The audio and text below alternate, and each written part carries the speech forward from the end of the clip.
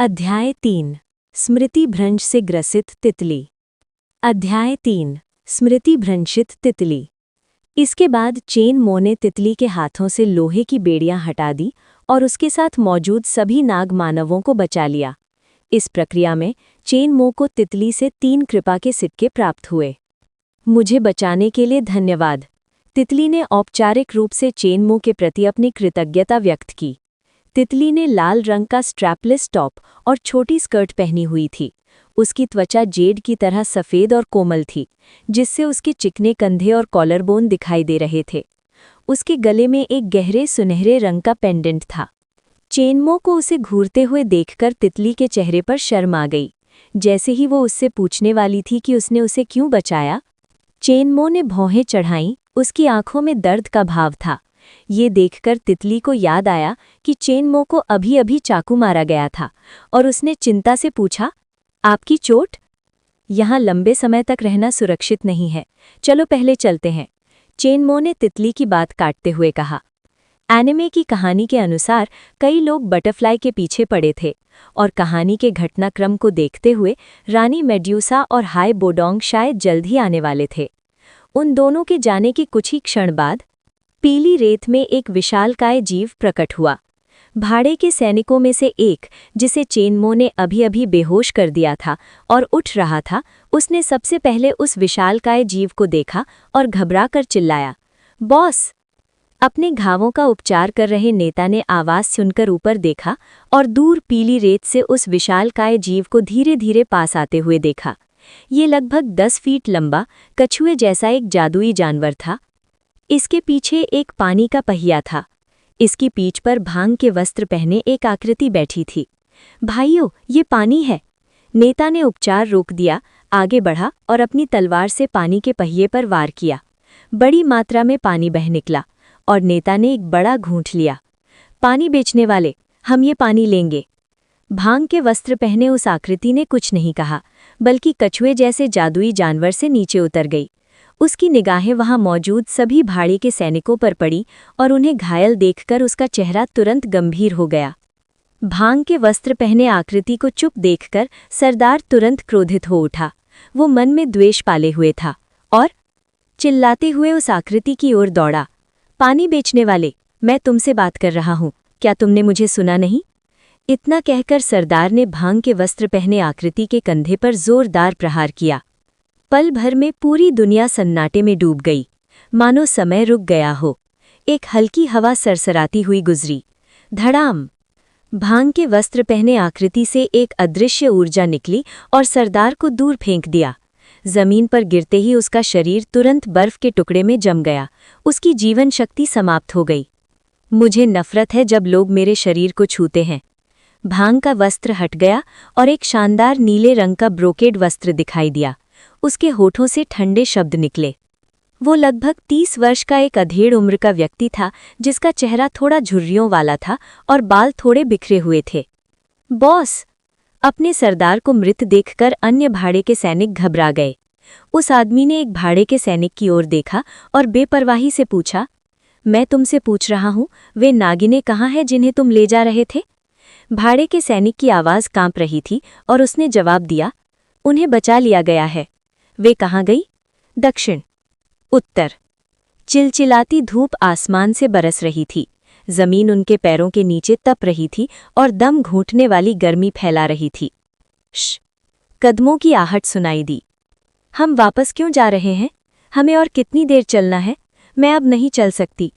इस अथक पदयात्रा ने पहले से ही प्यासी बटरफ्लाई को और थका दिया था। उन भाड़े के सैनिकों ने देख लिया था कि हम किस दिशा में गए थे। अपने निशानों को छिपाने के लिए हमें विपरीत दिशा में जाना होगा। चेनमो भी लगभग थक चुका था। उसने अपनी आंखों पर हाथ रखा, दूर तक देखते हुए बोला, वहाँ एक छायादार जगह है, चलो वहाँ आराम करते हैं। फिर वो पीछे मुड़ा और बटरफ्लाई की ओर हाथ बढ़ाते हुए बोला, अगर तुम अब नहीं चल सकती तो मैं तुम्हारी मदद करूंगा। चेनमो कृपा पाने का कोई मौका नहीं छोड़ता था। डिंग! कृपा +1 एक कृपा का सिक्का प्राप्त हुआ। बटरफ्लाई का दिल जोर से धड़कने लगा, लेकिन जब उसने चेनमो की पीठ पर भयानक घाव देखा तो वो हिचकिचाई और बोली, कोई बात नहीं, चलते हैं। ये साबित करने के लिए कि वो सच में ये कर सकती है, वो चेनमो से आगे चल पड़ी। चेनमो उसके पीछे पीछे चल रहा था। जल्द ही दोनों उस छायादार जगह पर पहुंच गए। वहां दो विशाल चट्टानें थीं, जिनके बीच का क्षेत्र धूप से बचा हुआ था, जिससे एक ठंडा छायादार इलाका बन गया था। दोनों लगभग एक साथ अपनी सीटों पर बैठ गए। फिर बटरफ्लाई ने तुरंत चेनमो के घाव को देखा। मुझे आपका घाव ठीक करने दीजिए। चेनमो ने मना नहीं किया। उसने सिस्टम से एक उपचार की गोली निकाली और बटरफ्लाई को देते हुए कहा, इसे पीसकर मेरे घाव पर लगा दो। उपचार की गोली में उत्कृष्ट उपचार क्षमता थी। बटरफ्लाई ने उसे लिया और सिर हिलाया, फिर धीरे धीरे चेनमो की आस्तीन उतारी। चाकू का घाव लगभग 20 सेंटीमीटर लंबा था, इसलिए उसे देखने के लिए उसे अपने कपड़े उतारने पड़े। चेनमो ने उसे बटरफ्लाई को संभालने दिया। हिस! अचानक चेनमो दर्द से कराह उठा, क्योंकि उसके कपड़े घाव से निकले खून से भीग चुके थे और उन्हें उतारने से घाव और भी खिंच गया। मुझे माफ करना, मैंने तुम्हें चोट पहुंचाई। अगली बार मैं ज्यादा सावधानी बरतूंगी। डाई ने माफी मांगी। चेनमो चौंक गया। हे भगवान, कितनी बुरी बात है। कोई बात नहीं, मैं सह सकता हूँ, चेनमो ने कहा। डाई ने कपड़े उतारना जारी रखा, इस बार बहुत सावधानी से, और जल्दी से चेनमो की सफ़ेद छोटी बाजू वाली कमीज उतार दी। आह, ये चोट! डाई चिल्लाई, फिर जल्दी से अपने कोमल हाथ से अपना मुंह ढक लिया। घाव गहरा नहीं था, लेकिन खुली त्वचा देखकर डाई डर गई। साथ ही उसे अपराधबोध भी बढ़ता गया। मेरी वजह से उसे इतनी गंभीर चोट लगी। डिंग! अनुकूलता +1, एक अनुकूलता का सिक्का प्राप्त हुआ। क्या हुआ? चेनमो को इस तरह अनुकूलता मिलने की उम्मीद नहीं थी। ये चोट सहने लायक थी। कुछ नहीं, डाई ने उसे अभी न बताने का फैसला किया। फिर उसने अपने हाथ में गोली को पीसकर पाउडर बना लिया और थोड़ा थोड़ा करके घाव पर छिड़क दिया। असहनीय दर्द से चेनमो दांत भींचने लगा। चेनमो को इस हालत में देखकर डाई को और भी बुरा लगा और पूछे बिना नहीं रह पाई, तुम्हारा नाम क्या है? चेनमो एक पल के लिए रुका, फिर जल्दी से जवाब दिया, चेनमो, पेन और इंक में मो। तुम्हारा क्या नाम है? हालांकि सिस्टम ने उसका नाम बता दिया था, फिर भी चेनमो ने लापरवाही से पूछा। वो एक पल के लिए रुकी, लेकिन जल्दी से चेनमो के कपड़े फाड़कर पट्टी बांध दी और सिर झुकाकर बोली, मुझे नहीं पता, उस दिन जागने की बाद से मुझे कुछ याद नहीं है। तुम्हें भूलने की बीमारी है? चेनमो ने जानबूझकर पूछा। एनिमे में वो रानी मेड्यूसा की तरह थी, जिसकी साधना का स्तर डू हुआंग के बराबर था, लेकिन एक निषिद्ध स्थानिक तकनीक का उपयोग करके भागने के बाद उसने अपनी याददाश्त खो दी और गुंडों के एक समूह के द्वारा पकड़ ली गई। डाई ने चेनमो की पीठ पर एक सुंदर रिबन बांधा और मुस्कुराते हुए कहा, तुम्हारा घाव ठीक हो गया है। चेनमो, धन्यवाद। बिल्कुल नहीं, मुझे तो आपका धन्यवाद करना चाहिए। चेनमो चुप रहा। डाई ने आगे कहा, वैसे मुझे अभी तक नहीं पता कि आपने मुझे क्यों बचाया। हालांकि उसे कुछ भी याद नहीं था, लेकिन उसके अवचेतन मन ने उसे बताया कि इंसान नागों के साथ बहुत बुरा व्यवहार करते हैं। अगर मैं कहूं कि ये किस्मत थी, तो क्या तुम मुझ पर विश्वास करोगी?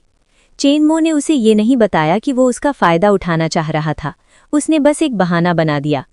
मैं आप पर विश्वास करती हूँ, डाई ने बिना किसी हिचक के कहा। चूंकि तुम्हें अपना नाम याद नहीं है, तो क्यों ना मैं तुम्हें अभी के लिए एक नाम दे दूं?